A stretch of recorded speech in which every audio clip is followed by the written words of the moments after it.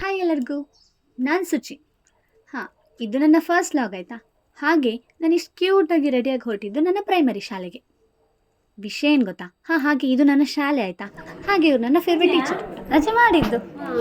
ಆಮೇಲೆ ಇಲ್ಲಿ ಪ್ರೋಗ್ರಾಮ್ ಇರೋದ್ರಿಂದ ಮಕ್ಕಳಿಗೆಲ್ಲ ಮೇಕಪ್ ಮಾಡ್ತಿದ್ರು. ಸೊ ನಾನೇನು ಕಮ್ಮಿನಾ, ನಾನು ಕೂಡ ಮೇಕಪ್ ಮಾಡೋಕ್ಕೋತೆ, ಯಾಕಂದರೆ ಸರಿಗೆ ಸ್ವಲ್ಪ ಹೆಲ್ಪ್ ಆಗಲಿ ಅಂತ.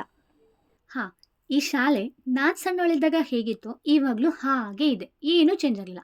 ಈ ಆಫೀಸ್ ರೂಮ್ ಒಳಗಡೆ ನಾನು ಒಳಗೆ ಬರ್ಬೋದಾ ಟೀಚರ್ ಅಂತ ಕೇಳ್ತಿರೋ ಮಾತು ಇವಾಗಲೂ ನೆನಪಿದೆ ನನಗೆ.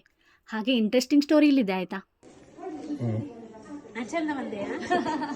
ಸ್ಕೂಲಲ್ಲಿ ಈ ಪ್ರೈಮರಿ ಸ್ಕೂಲಲ್ಲಿ ಹೈಯೆಸ್ಟ್ ಆಗಿ ಪೆಟ್ಟಿದ್ದು ಅಂದ್ರೆ ಇವತ್ತು ಬೈಗುಳಂತೂ ಹೈಯೆಸ್ಟ್ ಆದ್ರೆ ಒಳ್ಳೆ ಇದಕ್ಕೆ ಹೋಗ್ಲಿಲ್ವಾ.